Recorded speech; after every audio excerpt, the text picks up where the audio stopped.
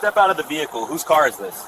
It's mine. I wrote the software that controls it. Where are the keys? You don't have a fob. No keys, officer. It's authenticated via my encrypted biometric profile.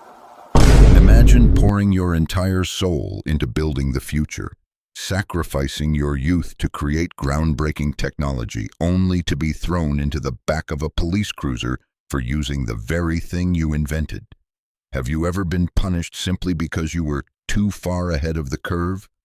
Or worse, because someone looked at you and, driven by subconscious biases, decided you didn't belong in the future you helped build? If you think a veteran patrolman just made a minor clerical error by locking up one of the most brilliant engineering minds of our generation, let me know in the comments. Because by the time the sun rises on this story, an entire police department will be forced to hand over a staggering $1.8 million. And they will pay that price for a mistake rooted in a dangerous cocktail of outdated training, technological ignorance, and flawed assumptions. Meet the architect of this story, Dr. Cameron Cross. He isn't just an employee at Nexus Automotive Systems. He is their senior principal engineer. He is the guy holding 24 patents in autonomous navigation and biometric vehicle security. He is the wizard who wrote the actual underlying code that allows a car to recognize its rightful owner without a physical key. And on one chilly Friday night in San Francisco, that exact authentication protocol, his life's work, would be weaponized against him by an officer who simply couldn't fathom that the young man in the hoodie was the genius behind the machine. To understand the sheer absurdity of this arrest, you have to understand who Cameron is. He didn't inherit his success. He built it from scrap. Growing up in the tough neighborhoods of Oakland, California, his parents, a dedicated public school teacher and a hard-working electrician, instilled in him the belief that knowledge was the only true escape velocity. While other kids were playing outside, an 8-year-old Cameron was in his bedroom, dissecting broken radios and discarded microwaves just to see how their metallic hearts beat.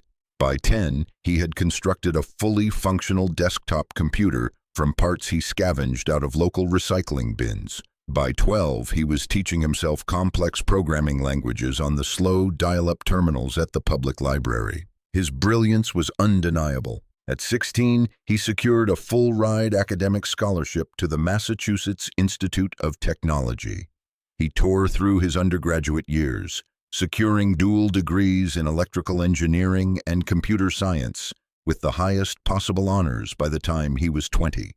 4 years later, he defended a doctoral dissertation on vehicular cybersecurity that was so groundbreaking, specific algorithms within it were immediately classified by defense agencies. By his mid-20s, Cameron was the crown jewel of Nexus Automotive Systems, a premier Silicon Valley firm writing the digital DNA for automotive titans like Tesla, BMW, and Mercedes-Benz. Over nearly a decade, he climbed to the very top of the corporate ladder, commanding a team of nearly 50 elite software developers. He was pulling in close to $400,000 a year, and his stock options had quietly made him a millionaire before he even hit his 30s. His specific realm of mastery was biometric handshake protocols, teaching 2 tons of steel, glass, and lithium to wake up and recognize its master through proximity sensors, smartphone signals, and behavioral data. In fact, if you've ever watched a modern electric vehicle navigate a crowded parking lot all by itself to pick up its driver, you are watching Cameron's brainwaves in action. His security frameworks were bulletproof, stress-tested against thousands of simulated digital hijackings. Prestigious magazines had plastered his face on their covers, naming him a defining innovator of the decade. His personal vehicle was a customized, top-of-the-line electric sedan packed with nearly $150,000 of cutting-edge hardware. It wasn't just his ride home, it was his rolling laboratory, constantly running unreleased beta software that he was personally refining. It was just before midnight on a Friday. The San Francisco fog was rolling in thick. Cameron had been grinding in his office for 14 straight hours, finalizing a complex string of security patches. Exhausted but satisfied, he pulled out his smartphone, tapped an application he had helped design, and instructed his vehicle to wake up in the underground garage and meet him at the curb. He watched through the floor-to-ceiling glass of his 15th floor office as the sleek, black sedan smoothly navigated the empty streets below, pulling up to the building's entrance like an obedient metallic hound. He took the elevator down, stepping out into the crisp night air. As he walked toward the vehicle, it sensed his digital footprint. The flush door handles presented themselves, the cabin illuminated, and the locks disengaged, all without him ever reaching into his pocket. He hadn't carried a physical car key in nearly 36 months. To a visionary like Cameron, this was just another Tuesday. It was the seamless harmony of man and machine. But to Officer Bradley Walsh, observing from the shadows of a dark intersection 2 blocks away, this looked like a textbook felony in progress. Officer Walsh was a 15-year veteran of the force. He considered himself a pragmatic, by-the-book street cop, and through the lens of his experience, the scene unfolding in front of him was flashing bright red warning signs. First, he had seen a dark, expensive car rolling down a desolate street completely devoid of a driver. Then, as it idled at the curb, its amber hazard lights began to pulse in a strange, arrhythmic sequence. 3 rapid bursts, a long pause, and another burst. In the analog world of traditional policing, erratic lights like that usually meant one thing: a vehicle's factory security system was actively being overridden. Thieves utilizing digital hacking tools frequently caused electrical systems to short or panic, triggering visual distress signals.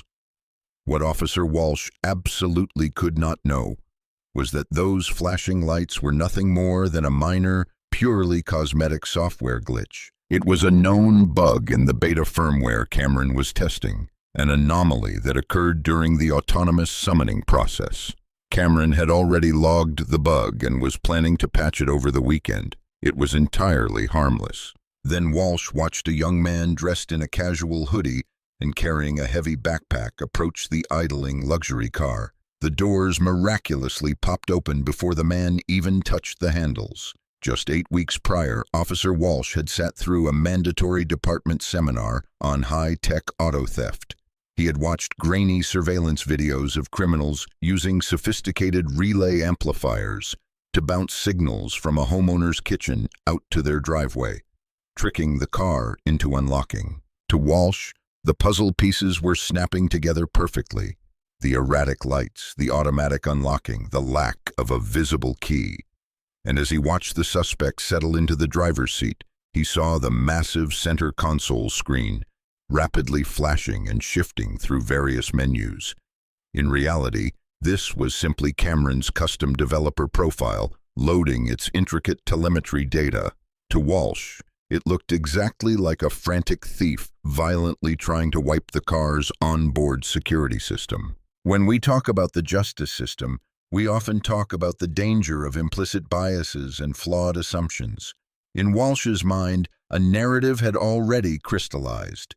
He saw a young man in casual streetwear sliding into a 6-figure technological marvel without a key, and his brain refused to entertain the possibility that this man might be the legal owner, let alone the vehicle's creator. The officer's training told him this was a high-level digital heist. His biases told him the suspect didn't fit the profile of a Silicon Valley executive. Walsh hit his sirens and cherry lights, accelerating rapidly to block the sedan. The vehicle immediately executed a buttery, smooth stop. To the officer, this controlled maneuver seemed suspiciously calm, the mark of a seasoned professional criminal. In truth, the car was simply executing an emergency vehicle compliance protocol, a safety feature that Cameron himself had spent 3 months coding. Stepping out of his cruiser, Walsh unclipped his holster strap, his adrenaline spiking. The recent department memos had warned that organized digital car thieves were highly coordinated and often armed. As he approached the driver's side window, his flashlight beams sliced through the darkness, illuminating the cabin. No key in the ignition slot, no fob resting in the cup holders, nothing but a glowing screen and a bewildered driver. "Evening, officer. Is there an issue here?" Cameron asked, his tone calm but laced with genuine confusion. "Step out of the vehicle and keep your hands where I can see them," Walsh commanded, his voice tight with authority. Cameron complied, stepping onto the damp asphalt. He wasn't panicked yet. He assumed he had a tail light out or had absent-mindedly missed a stop sign. "License and registration," Walsh demanded. Cameron calmly produced his driver's license from his wallet, then leaned back into the car to access the digital glove box on the touchscreen. Because this was a developer vehicle, his registration documents were buried deep within several layers of sub-menus designed for diagnostic testing. He tapped through folders, searching for the PDF. To Walsh, this hesitation was the final nail in the coffin. A real owner would know exactly where their paperwork was. This guy was stalling. "Whose vehicle is this?" the officer pressed. "It's mine, registered under Cameron Cross," he replied, finally pulling up the document. Walsh glanced at the license and the screen. The names matched, but in an era of rampant identity theft, a digital document meant nothing to a suspicious cop. "Where are the keys to this vehicle?" "It doesn't use physical keys, officer. It's authenticated via an encrypted biometric handshake with my mobile device." It was exactly what the police bulletin had warned about. Suspects will often use highly technical jargon and claim the car operates via their smartphone to explain away the absence of keys. "You entered a $150,000 car with 0 physical keys, and the hazard lights were sending out a distress pattern," Walsh stated, his patience evaporating. "The hazard sequence is a documented graphical bug in the beta firmware," Cameron explained, his pulse finally beginning to quicken as he realized the severity of the misunderstanding. "I was running a stress test on the remote summon feature. I'm literally writing the patch for that bug tomorrow morning." To Walsh, this sounded like the most elaborate rehearsed lie he had ever heard. Beta firmware, remote summoning. It was science fiction designed to confuse a street cop. "Place your hands flat on the hood," Walsh ordered, reaching for his utility belt. "Wait, officer, hold on. I can verify all of this. You can check the biometric logs, the GPS history." "Hands on the hood!" Cameron felt the chilling bite of steel ratchets tightening around his wrists. The sheer surrealism of the moment washed over him. He was being arrested for grand theft auto. He was being accused of stealing the very technological ecosystem he had sacrificed his 20s to build. "Officer, please listen to me," Cameron pleaded, his voice echoing off the empty concrete buildings. "I am a senior principal engineer at Nexus Automotive. I hold patents on this exact security framework. The remote feature you think I used to steal this car, I wrote the mathematics for it. This isn't a crime scene, it's technology operating exactly as I programmed it to." Walsh scoffed, securing the cuffs. "So you're telling me you're the master engineer who programs these things?" "Yes, look up my name, call Nexus, check the patent registry. Hell, look in the car's source code. My digital signature is in the root directory." By this time, the commotion had drawn the attention of a few late-night tech workers leaving nearby office buildings. Smartphones began to emerge from pockets. Red recording lights blinked in the dark. San Francisco is a small town when it comes to the tech industry. "Wait, is that Dr. Cross?" a voice murmured from the growing crowd. "He gave the keynote at the developer conference last month." "Step back, people. This is an active police investigation," Walsh barked, shielding his suspect. Realizing reason was failing, Cameron turned his head toward the glowing lenses of the smartphones. "My name is Dr. Corin Cross. I am the lead security architect for Nexus. This is my vehicle, and I am being detained for utilizing the very features I invented. Someone please contact my firm's legal department." Walsh shoved him firmly into the back of the cruiser, slamming the door shut. As the police car pulled away, Cameron looked out the reinforced window at his beloved vehicle. It sat there perfectly content, its interior lights glowing warmly, the digital brain inside it happily recognizing its master's secure cloud profile. The machine knew exactly who he was. It was the human enforcing the law who was utterly blind to the truth. The digital wildfire ignited almost instantly. Within minutes, high-definition clips of the arrest hit social media. Within a half hour, the incident was trending across tech forums. Within an hour, the corporate security director at Nexus was frantically dialing the local police precinct.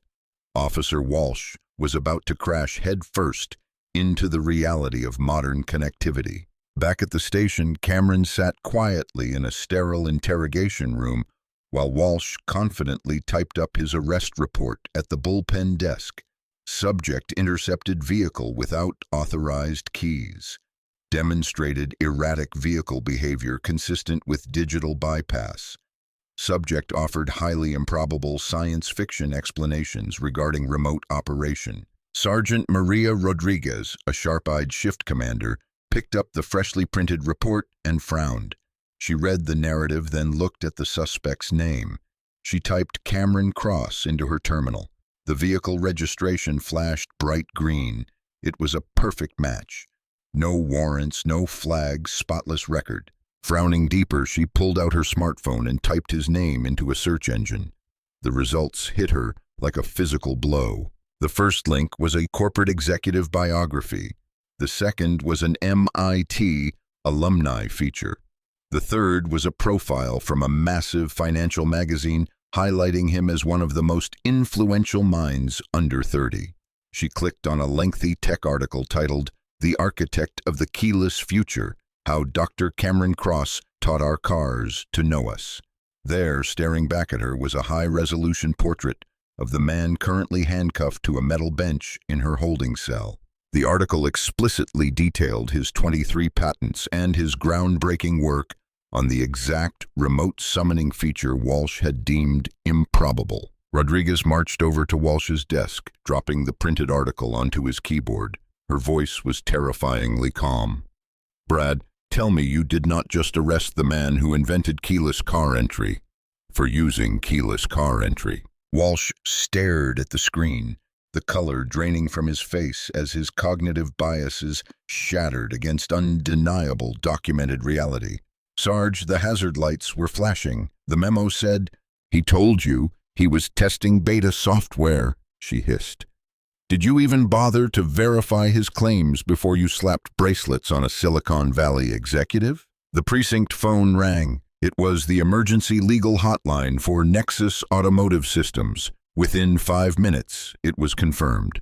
Dr. Cross was their top-tier architect. He was fully authorized to run experimental software on public roads, and the flashing lights were a heavily documented, totally benign byproduct of his genius. Rodriguez personally unlocked the holding cell. "Dr. Cross, there has been a monumental misjudgment. You are entirely free to go. We apologize for the inconvenience." Cameron stood up slowly, massaging the deep red indentations on his wrists. He looked the sergeant dead in the eye. "An inconvenience? Is that what the department calls it when a citizen is stripped of their freedom because an officer's snap assumptions overrode basic investigative logic? Because he looked at me and decided I was a criminal instead of a creator?" Walsh stood in the background, utterly silent. He had no defense. He had followed his training manual, but he had let his preconceived notions hijack his common sense. When Cameron walked out of the precinct doors into the early morning light, a phalanx of corporate attorneys was already waiting for him, and parked right at the curb, quietly humming with electric anticipation, was his car. The firm had sent someone to retrieve it. As he walked toward it, the handles presented themselves flawlessly. The technology never failed, only the people did. By dawn, the story had transcended the tech bubble and hit national news networks. The optics were devastating. A brilliant engineer detained under the guise of security, purely because law enforcement couldn't differentiate between innovation and criminality. The internet erupted in outrage. Billionaire tech founders fired off tweets condemning the city's backward policing. dozens of massive technology conglomerates released open letters demanding immediate systemic reform. It wasn't just about one man's ruined Friday night. It was about a dangerous chasm between the speed of technological evolution and the rigid, often prejudiced institutions tasked with policing it. The ensuing civil rights lawsuit was a tactical nuke. Cameron's legal team filed against the city, citing unlawful detention, false arrest, and severe violations of Fourth Amendment protections against unreasonable seizure. They argued that a harmless visual glitch and a lack of physical keys, especially in an era where millions of cars operate digitally, did not constitute reasonable, articulable suspicion of a crime. The officer had relied on a severely flawed set of personal biases to interpret legal, everyday behavior as malicious. Faced with an unwinnable trial, overwhelming video evidence, and the wrath of the entire tech sector, the city capitulated in record time. The settlement was finalized at $1.8 million. Officer Walsh faced a grueling 90-day unpaid suspension, intense probationary oversight, and mandatory retraining.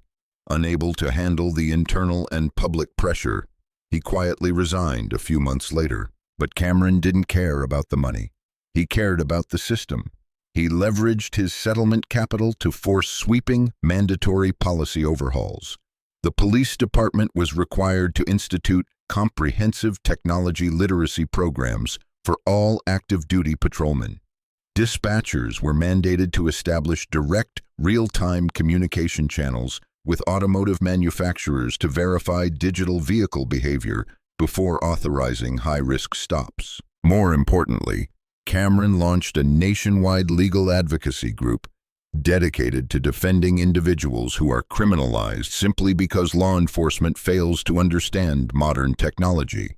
From gig economy workers wrongfully accused of loitering to smart home owners detained for bypassing their own digital locks, his foundation became a shield for those living in the future while being policed by the past. Years later, standing at a podium in front of hundreds of federal agents at the FBI Academy, Cameron delivered a speech that would be viewed millions of times online. "When I was arrested, the officer thought he was following the rules," Cameron told the silent auditorium. "He saw something he didn't understand, and his immediate instinct was to assume the worst. He looked at the scenario, looked at me, and let flawed assumptions fill in the blanks where facts should have been. But innovation is supposed to look unfamiliar. Progress is supposed to look strange. If your first instinct when encountering the unknown is to put it in handcuffs, you aren't protecting society. You are criminalizing the future. Your duty is to ask questions, to verify, and to overcome your own biases. Because the next time you pull someone over for doing something you don't understand, you might just be arresting the person who invented it." The story of Dr. Cameron Cross forces us to ask some hard questions about how quickly our world is changing and who we trust to manage that change. It highlights a terrifying reality. No amount of education, wealth, or genius can completely shield you from the danger of an inherently biased snap judgment. But it also proves that when individuals stand up and demand that our institutions evolve, real systemic change is possible. So what do you think? Did the city's massive payout and the subsequent policy reforms go far enough to fix the root of the problem? Or does law enforcement need an even deeper overhaul to handle the complexities of our digital age? Let me know your thoughts down below.